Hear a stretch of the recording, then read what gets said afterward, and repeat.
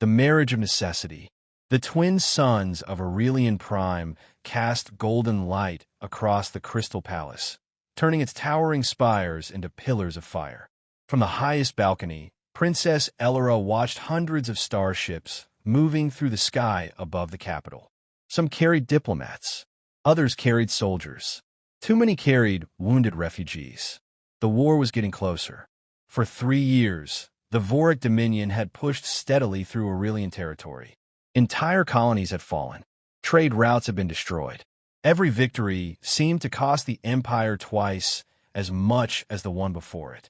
Elyra clenched the balcony railing. Behind her, the massive doors opened. "Your Highness," said Chancellor Varen carefully, "the human delegation has entered orbit." Elyra did not turn around. "So the moment has finally arrived." The elderly chancellor nodded.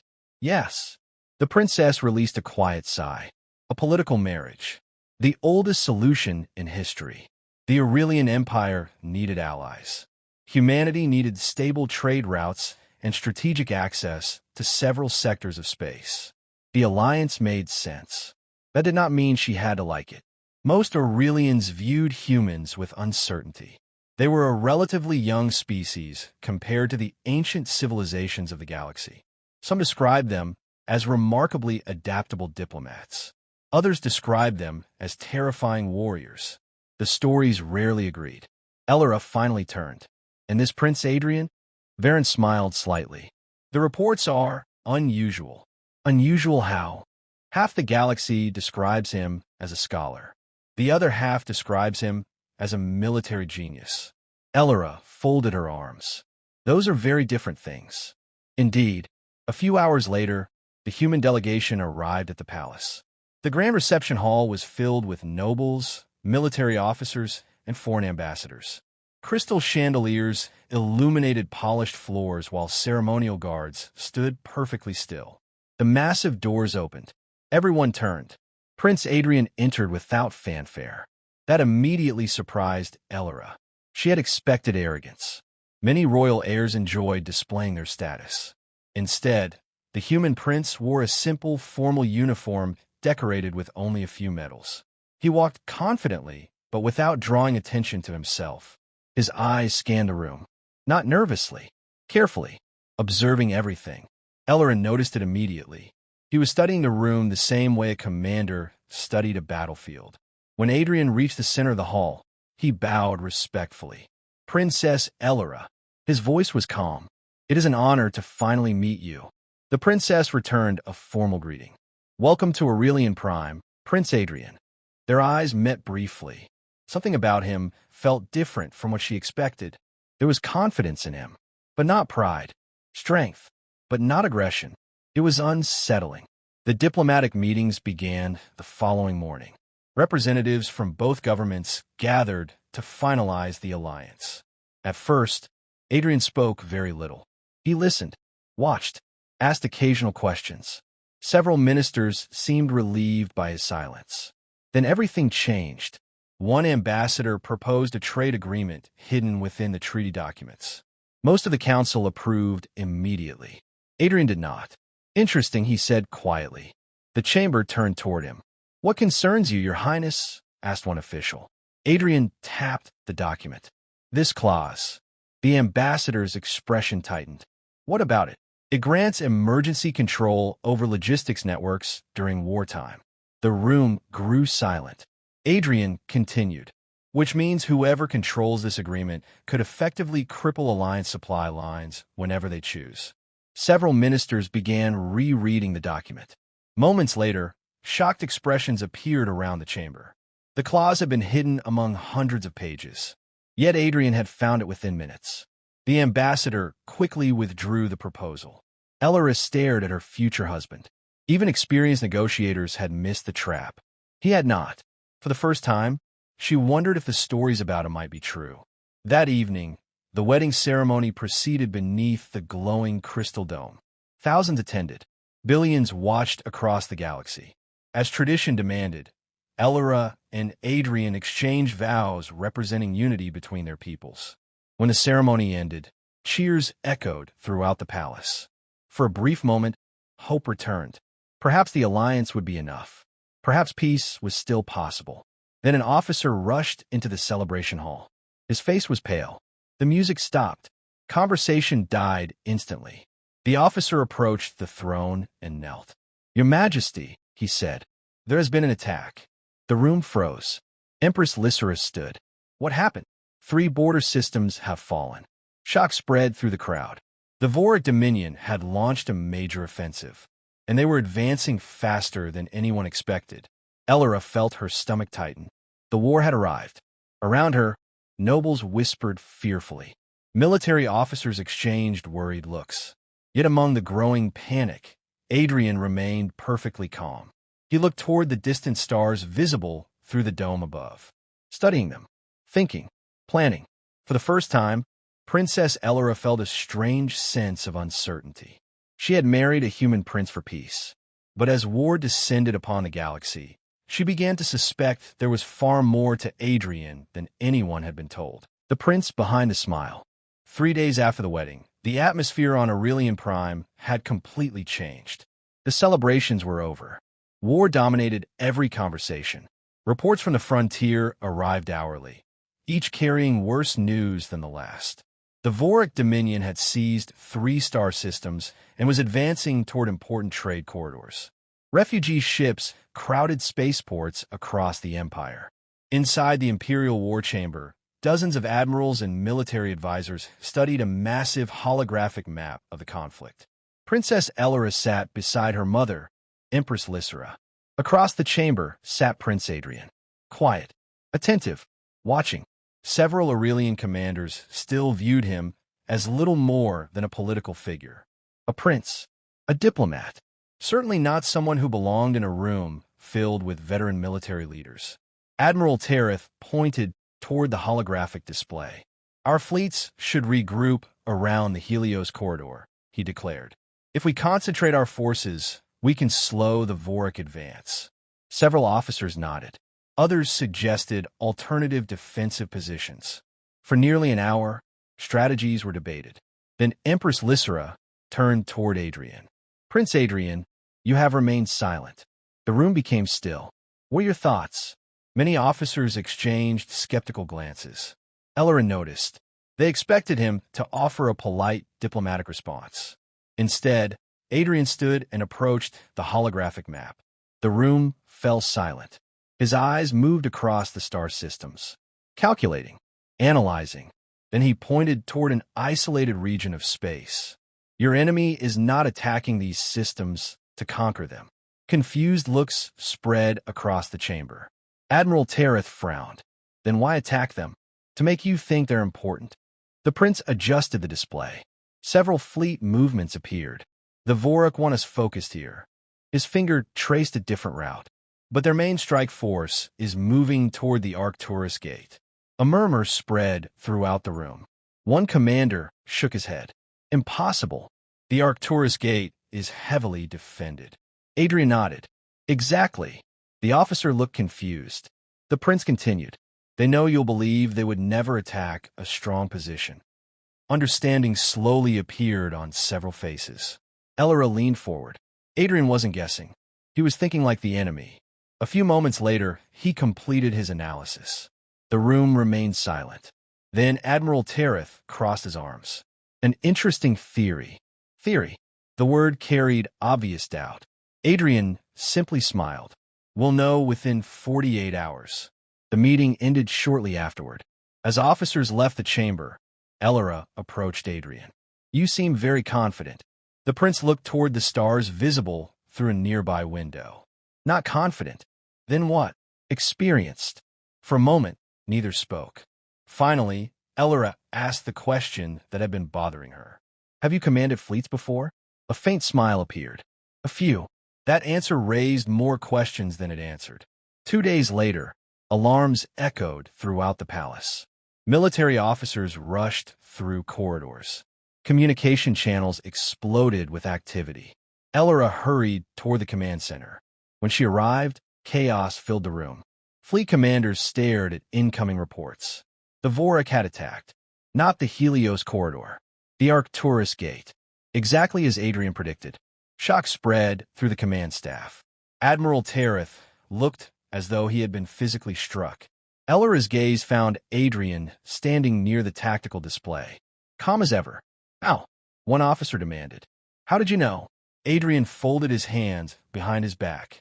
"Because I would have done the same thing." The room fell silent. For the first time, nobody questioned his judgment. The following week brought even greater surprises. Human warships began arriving throughout Alliance territory. Unlike many galactic fleets, they emphasized flexibility over size. Their formations constantly adapted. Their commanders rarely followed predictable patterns. Most importantly, they achieved results. During a major Vorak raid, thousands of civilians became trapped on a mining colony behind enemy lines. Aurelian commanders considered the situation hopeless. The rescue operation was deemed impossible. Adrian disagreed. Within hours, human special forces launched a daring mission. Using asteroid fields as cover, they slipped through enemy patrols and evacuated nearly every civilian. The success stunned Allied leadership. Elyra personally visited the rescued survivors when they arrived. Many spoke about the human soldiers who had protected them. Several described seeing Prince Adrian himself directing evacuation efforts. One elderly refugee grasped Elyra's hand. "The human prince saved my granddaughter." Elyra blinked. "He was there?" The woman nodded. "Right beside his soldiers." That revelation stayed with her. A prince could have remained safely aboard a flagship. Adrian had chosen otherwise. That evening, another development occurred. A captured Vorak commander was brought before Alliance intelligence officers. Elyra attended the interrogation. At first, the prisoner remained defiant. Then a guard mentioned Adrian's name. Everything changed. The Vorak officer's expression darkened. Fear flashed across his face. Real fear. Not hatred. Not anger. Fear. Elyra immediately noticed it. "So," she said carefully, "you know Prince Adrian." The prisoner remained silent, but his eyes revealed enough. Eventually he spoke. Only 5 words. Words that sent chills through the room. "The Storm King has returned."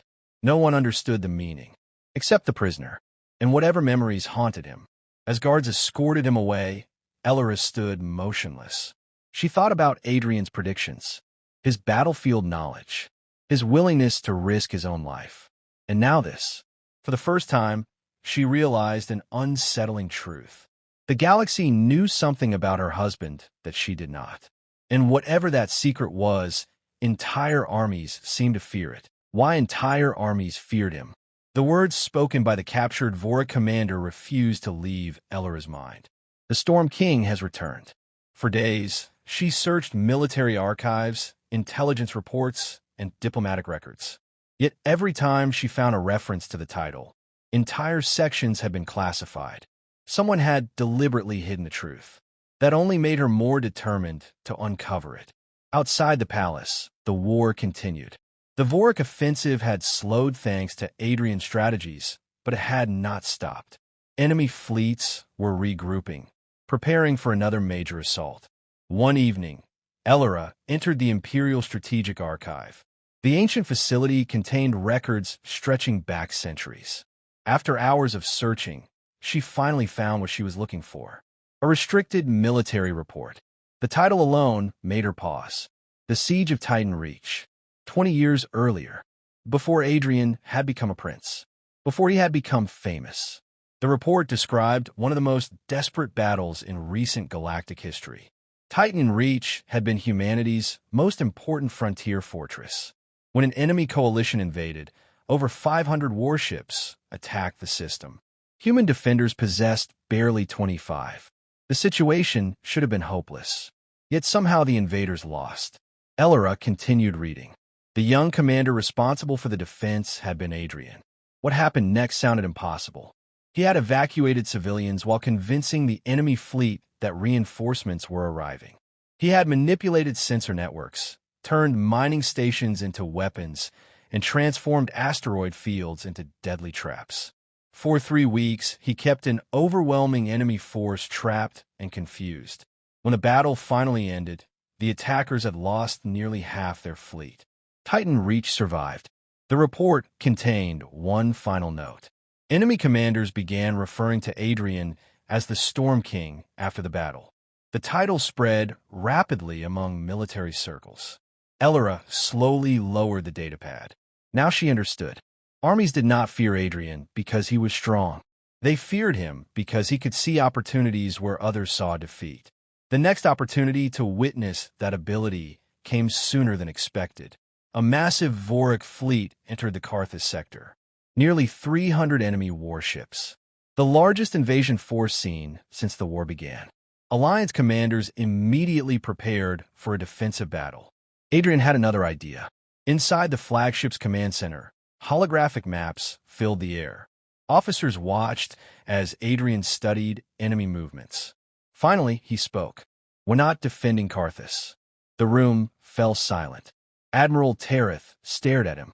"We cannot abandon the sector. We aren't abandoning it." Adrian zoomed in on several asteroid clusters. "We're moving the battlefield." Confused murmurs spread through the room. Then Adrian outlined his plan. It sounded completely insane. The fleet would deliberately retreat. The Vorak would pursue. Once inside the asteroid fields, hidden Alliance forces would attack from multiple directions. Several commanders openly objected. The odds seemed too dangerous. But Adrian remained calm. The Vorak believe victory is already theirs. He smiled slightly. "Let's use that." 2 days later, the trap was sprung. Elyra observed the battle from the flagship's command deck. The Vorak fleet surged forward exactly as Adrian predicted. Confident, aggressive, certain of victory. Then everything changed.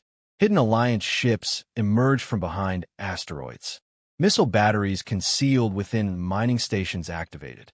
Electronic warfare systems disrupted enemy communications. Suddenly, the orderly Vorak formation descended into chaos. Entire squadrons lost contact with one another. Command ships received conflicting orders. Panic spread. Adrian stood at the center of the command deck, issuing instructions with precise calm. Every movement seemed planned. Every decision connected to another. The battle unfolded exactly as he envisioned. For 6 hours the fighting raged. When it finally ended, the Vorak fleet was shattered. More than 100 enemy warships had been destroyed or captured. The remainder fled the sector. Cheers erupted across the command center. But Adrian did not celebrate. Instead, he quietly reviewed casualty reports. Elyra noticed the change in his expression. The victory had come at a cost. Human and Aurelian crews had died. Even in triumph, he carried the weight of every loss. That realization affected her deeply. For the first time, she understood that Adrian did not enjoy war. He simply understood it better than almost anyone alive. Weeks later, reports arrived from across the front lines. Something unusual was happening. Vorak fleets were retreating whenever rumors spread that Adrian was nearby. Some commanders abandoned operations entirely. Others requested reinforcements before engaging Alliance forces. Fear was spreading through enemy ranks. The Storm King legend was growing. Then came the most alarming intelligence report yet. A Vorak messenger transmitted a declaration directly to the Alliance. The message originated from the Supreme Warlord himself.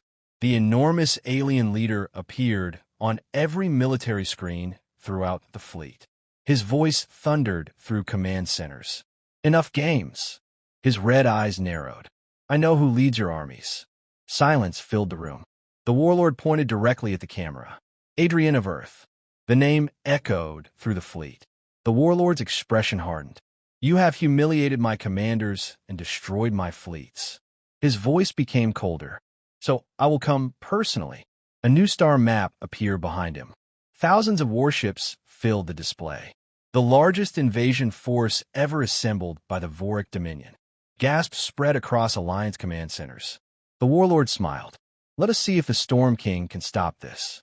The transmission ended. Silence followed. Elyra stared at the map. The final battle was coming.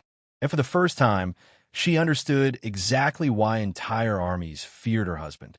Not because he was unstoppable, but because no matter the odds, no matter the enemy, Adrian always found a way to fight back. Now he would face the greatest challenge of his life. And the fate of the galaxy would be decided by the outcome. The battle god of humanity. The galaxy had never seen a fleet so vast.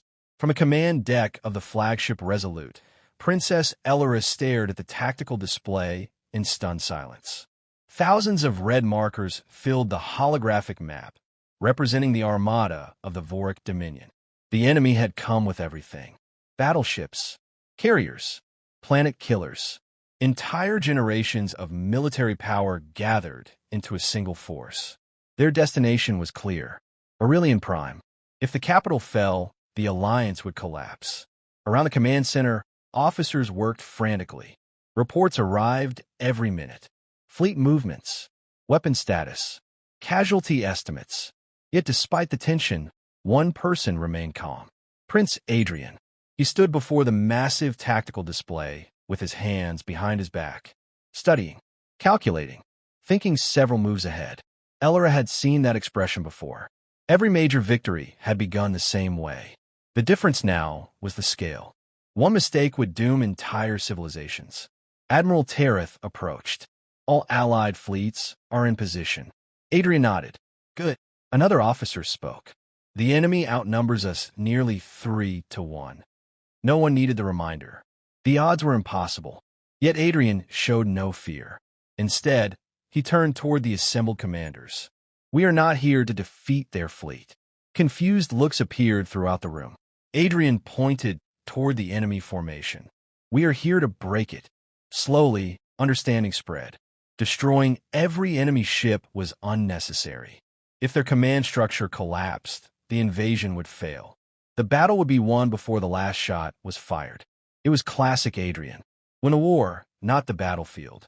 Hours later, the greatest conflict in galactic history began. Entire sectors of space erupted with light. Thousands of weapons fired simultaneously. Energy beams crossed the void like rivers of fire. Missiles streaked between warships. Explosions illuminated the darkness. The Vorak Armada advanced relentlessly. At first, the alliance appeared to be retreating, exactly as Adrian intended.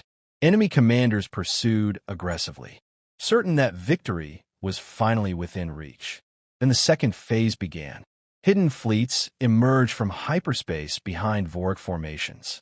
Long-range communication relays were destroyed. Supply routes vanished. Enemy SKU. Thanks for watching my video. Like and subscribe my channel.